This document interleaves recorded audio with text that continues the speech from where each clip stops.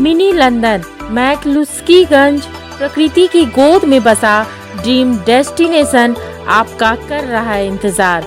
आइए अपने यादगार लम्हों को बिताइए ड्रीम डेस्टिनेशन में। राजधानी रांची से महज 50 किलोमीटर दूर आपका अपना ड्रीम डेस्टिनेशन।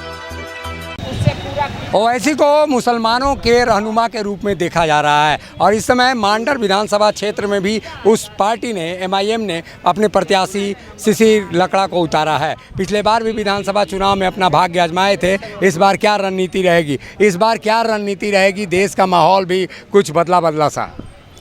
माहौल बहुत अच्छा रहेगा और हमने पहला बार अगले बार चुनाव लड़ा था। मैं एक अनऑफिशियल कैंडिडेट था, लेकिन फिर भी जनता ने वहाँ मांडर विधानसभा की आवाम ने मुझ पर विश्वास जता के जो 23,000 वोट दिए थे और उसी को देखते हुए हमारे माननीय राष्ट्रीय अध्यक्ष महोदय ने फिर से टिकट दिया है। तो ज़रूर ये बदलाव के लिए दिया है और इंशाल्लाह बदलाव ज़रूर होगा। ये आप लोगों को कहा जा रहा है कि भाजपा के सहयोगी दल में के रूप में आप लोग काम कर रहे हैं, वोट कटवा पार्टी के रूप में खड़े हैं। वो तो वक्त बताएगा कि कौन वोट कटवा है। अगले बार कांग्रेस 5वां नंबर पे थी, आप लोग क्यों नहीं उसको वोट कटवा बोले? आप डाटा खोल के देखिए, अगले बार हम लोग का 23,000 वोट था, कांग्रेस का 8,000 वोट था, तो कौन वोट कटवा है? आप लोग कभी कांग्रेस से भी क्वेश्चन कीजिए। अभी जो लड़ रहे हैं वो कांग्रेस के नहीं थे, उस समय JVM के थे, अभी कांग्रेस में आए हैं। तो ये वक्त बताएगा कि कौन वोट कटवा है। क्या उम्मीद है कि मुसलमानों के बाहर भी वोट लाएंगे? जी, अभी ओवैसी साहब का विचारधारा, उनके विचारधारा से लोग काफ़ी प्रभावित हैं। वो सांसद में सिर्फ मुसलमानों की आवाज़ नहीं उठाते हैं, दलितों की, आदिवासी की। झारखंड के ग्राम सभा के बारे में भी उन्होंने आवाज़ उठाया है। झारखंड की ग्राम सभा के बारे में भी उन्होंने आवाज़ उठाया है और निश्चित तौर से एक विश्वास लोगों का बढ़ा है कि सबको लेकर हम लोग भी प्रयास कर रहे हैं कि और ओवैसी साहब को सबको ये आजकल स्वीकार करने लगे हैं। और निश्चित तौर से हम लोग ये मानते हैं कि जिस तरह का मांडर का माहौल है, इस बार लोग MIM को स्वीकार करेंगे।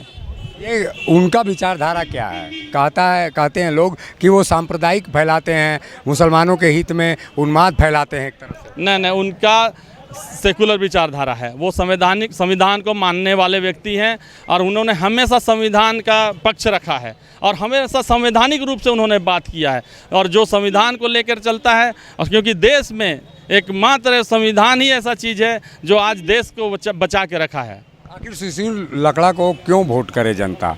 आखिर क्या खूबी है इस कैंडिडेट में? केवल MIM का प्रत्याशी है या और कुछ है? जी, ऐसा कुछ नहीं है कि मतलब जनता चाहती है मुझे और चाहती है वो तो आपने अगले चुनाव में भी देखा होगा कि लोगों ने इतना वोट दिया था कि मैं तीसरे स्थान पे था।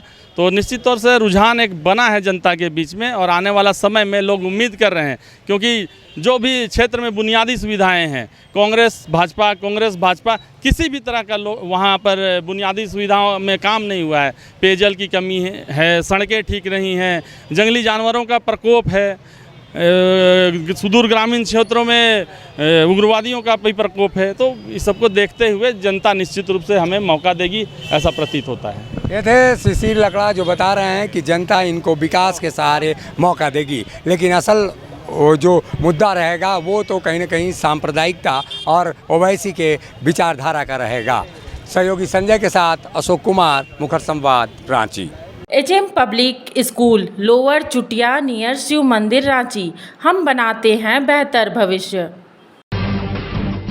जब टूटती है आस, जब थकती है सांस, जब रूठते हैं अपने, मुंह मोड़ता है जमाना, जब अंगड़ाई लेता है संकल्प, फिर बनती है कहानी, बनते हैं अनमिट निशान। देखिए मेरे साथ संघर्ष की दास्तां।